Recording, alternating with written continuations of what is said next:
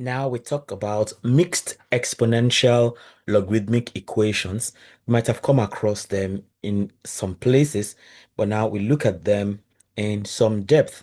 So, mixed exponential logarithmic equations, the overview is this that exponential and logarithmic functions are inverses of each other. I've said that a lot, that inverses, exponential functions are inverses of logarithmic functions, and logarithmic functions are inverses of exponential functions. And if you see the graph, you see them they form a kind of symmetry with the line y equals x, right? So exponential and logarithmic functions are inverses of each other, such that if a is raised to power x equals b, then x is equal to log b base a. Of course, we know that the base carries b, right? So we have log b to base a equals x. And of course, if log x to base a is equal to y, that means x is equal to a raised to power y. So settled. So the general strategy for solving mixed exponential logarithmic equations, first we will write logarithmic equations in exponential form or vice versa. Then we can apply log loss when necessary. We isolate the variable, check domain restrictions, and verify the solution. So most of these steps are familiar steps that we've been using already. So for example, one, we want to solve log 3x to base 2 equals 5, right? So first we write in exponential form. So by definition, we know that log b base a equals c implies that a raised power c equals b. And of course, a raised power c equals b implies log b base a equals c. So to what power will you raise a so you can get b? And the answer is c. So for log 3x base 2 equals 5 now, what do we get? First of all, we have 2 raised to power 5 equals 3x. So if we evaluate the exponents, we have 2 raised to power 5 equals 32. So we have 32 equals 3x. Then we can solve for x. Okay, so if we solve for x now, we see that we have 32 over 3. When we divide both sides by 3, we have 32 over 3 as the value of x. And that's like 10 point something.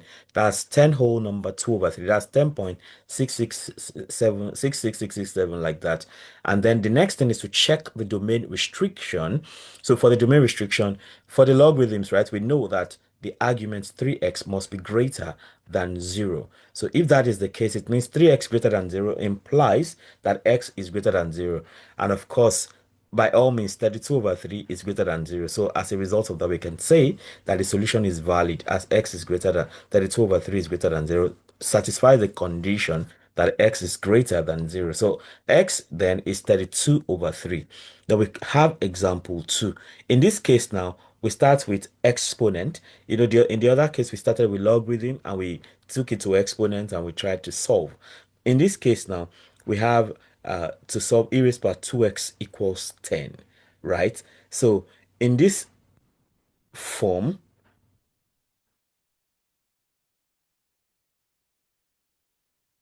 all right. So in this form now, we have, so it's not straightforward to solve this just the way it is, right? So the reason why we started with log here and we had to go and we saw that doing it via the exponent way was easy. It would be easy to solve like that. But in this case now we have this as exponent. So and since this is not, there's no expression we can do here to make things easy right here. So we discover, okay, this is an exponent. So it is easier to handle this as a log, especially now that we have e raised power 2x. So we can simply take the ln of the natural logarithm of both sides so that the log of base e to e will cancel that out and we have 2x equals something. All right. So we can take natural logarithm of both sides. Natural in particular because of this e. So we have ln e raised power 2x equals ln 10. So if we use logarithm rule, that means that this power we have here, 2x, can come to the back. So we then have 2x ln e equals 2x. And we know ln e is 1 because ln e is log to base e. And we know log of something to the same base is equal to 1. So now we have 2x equals ln 10. And as a result of that, so 2x equals ln 10 means we then have x equals ln 10 over 2.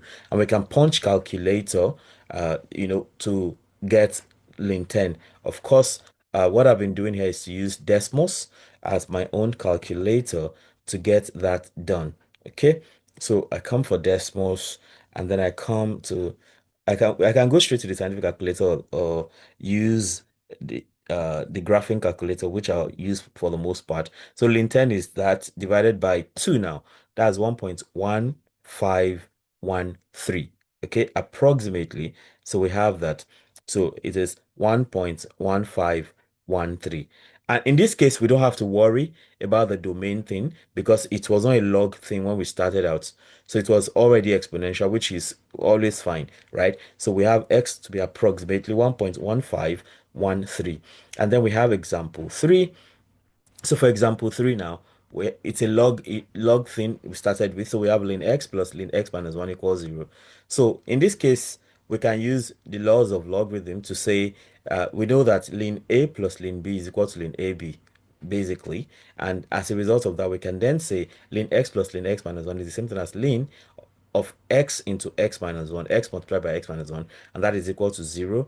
And from there, we can convert to exponential form. To convert to exponential form, we know that uh, ln to base ln is log to base e, right? So if ln a is 0, then it means that a is equal to e raised power 0 equals 1.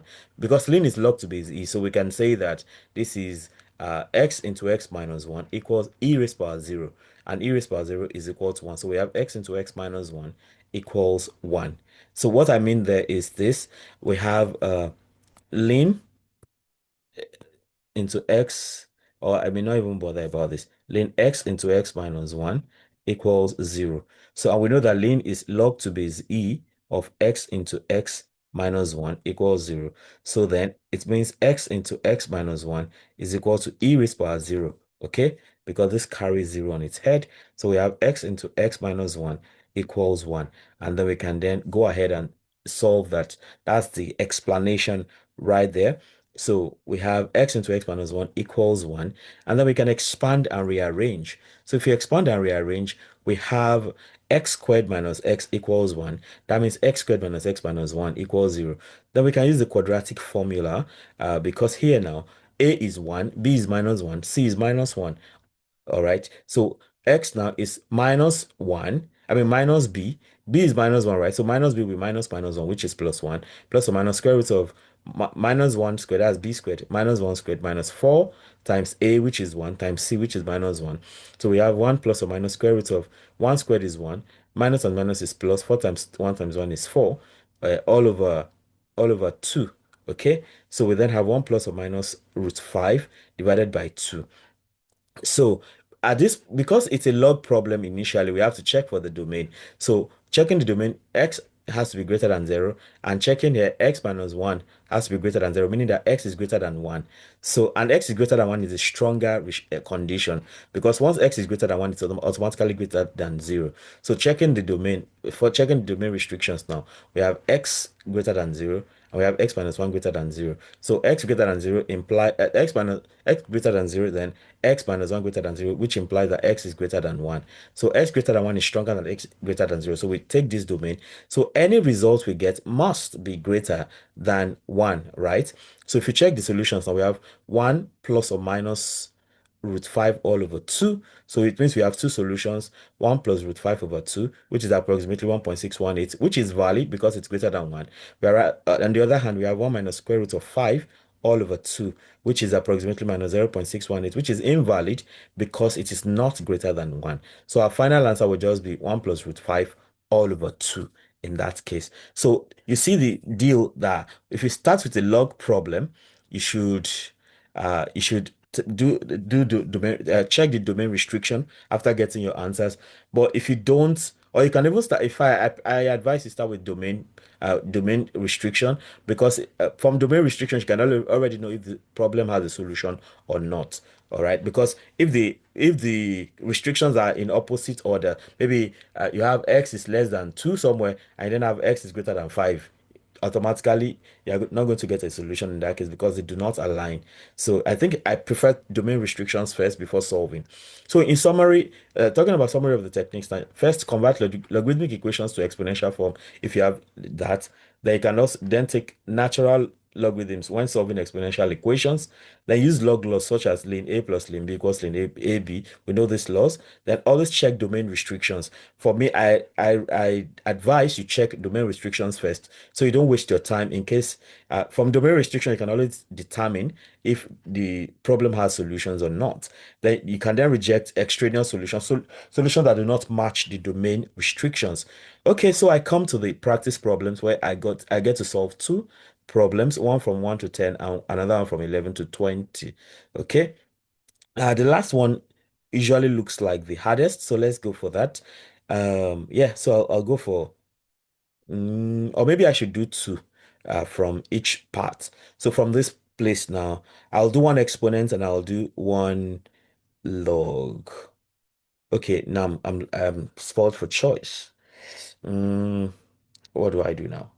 Okay, let me just do 10 and go away. Okay, let me just do 10 and go away. Or let me do.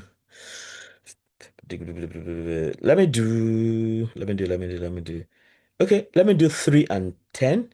Okay, let me just take 10 and go. Yeah. Ln x plus ln x minus 2 equals 0, right? Ln x plus ln x minus 2 equals 0. So we have ln x plus ln x minus 2 equals 0. This is what we have to solve. So this is a log issue. So first thing, like I always advise, is check domain restriction.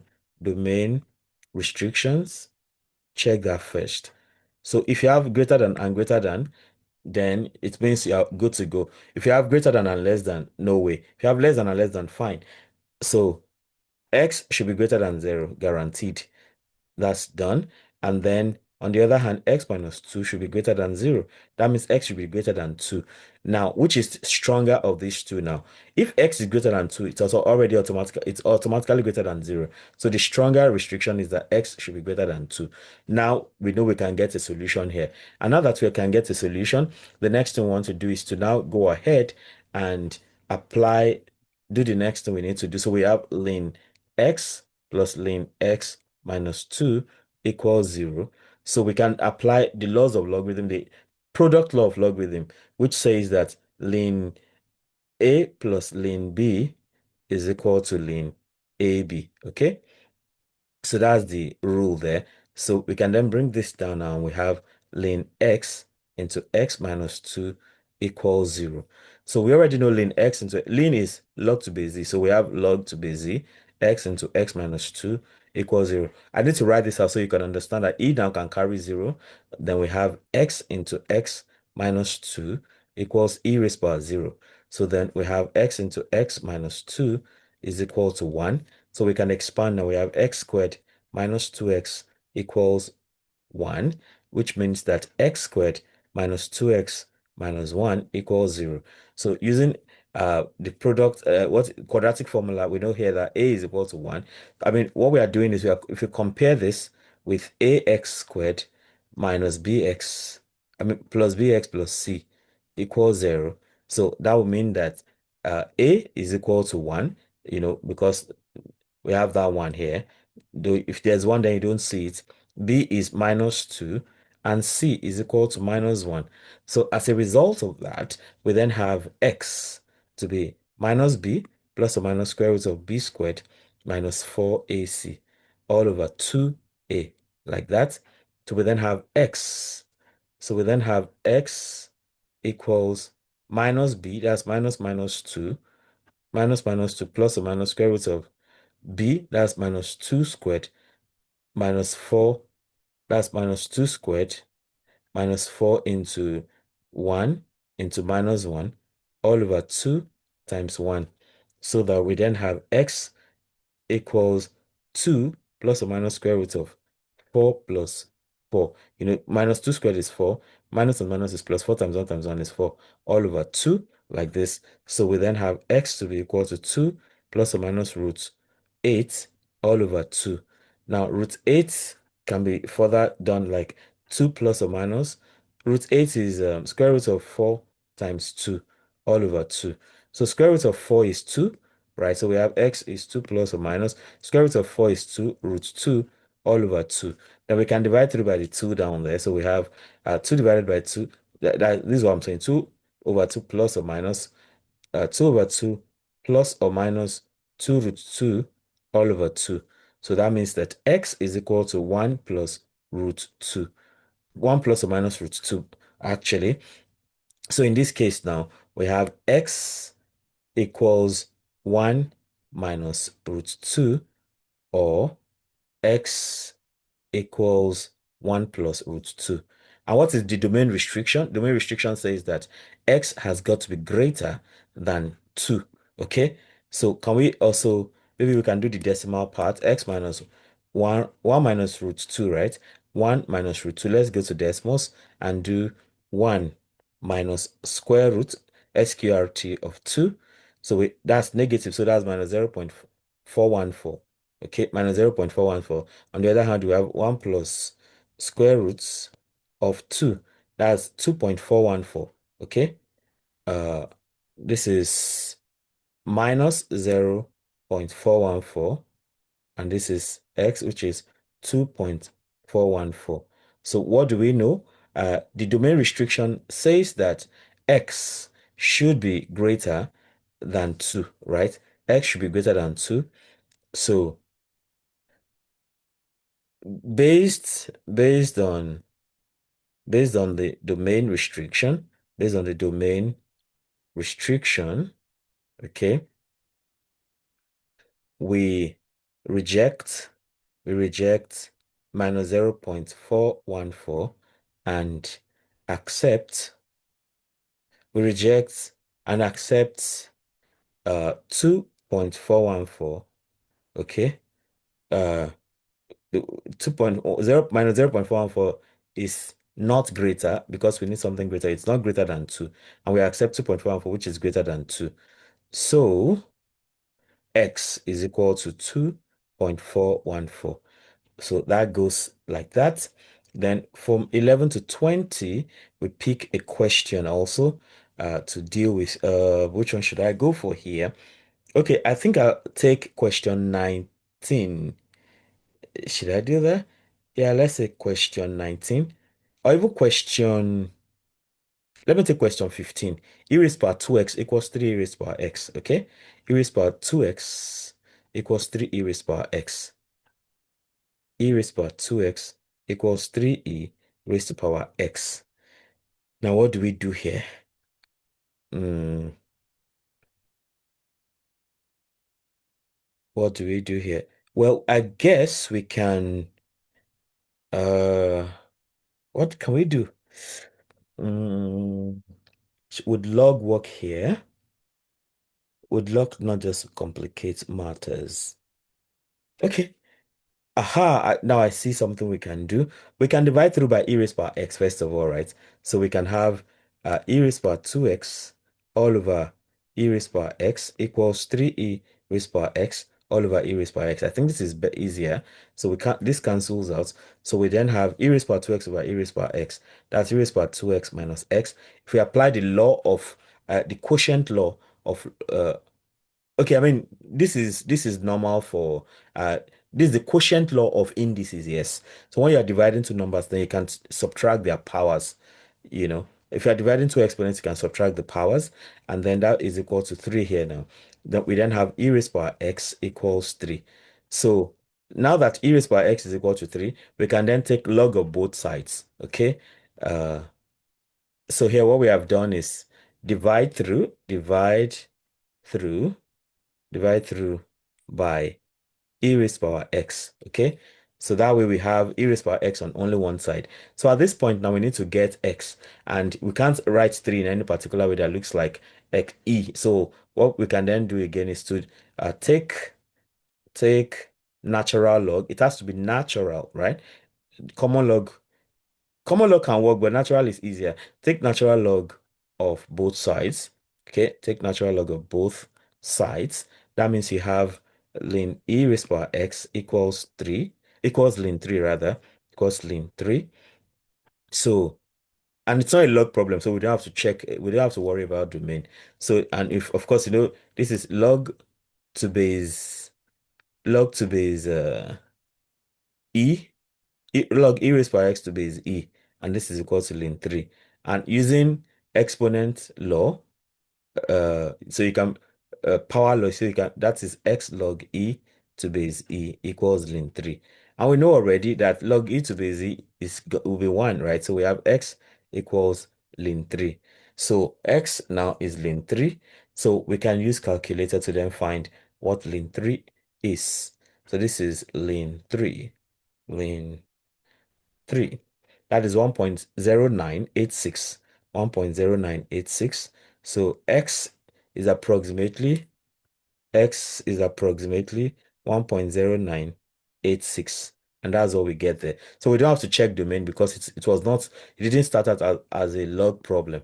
So that's what we have as far as this video is concerned.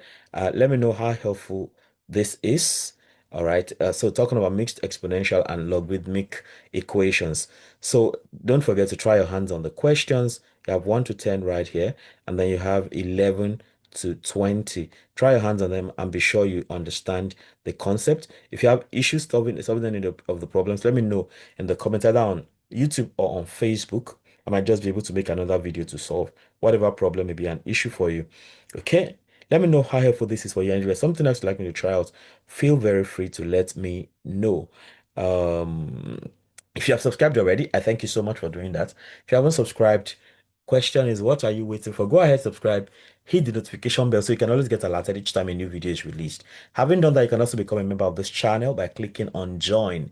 That comes with some special privileges like you getting to see some videos first before other people, or you are the only one seeing some particular videos. All right. Um, Ultimately, don't forget to comment, like, and share so that other people can have access to the great content I have going on here. Till I come your way again, keep doing maths right. Bye.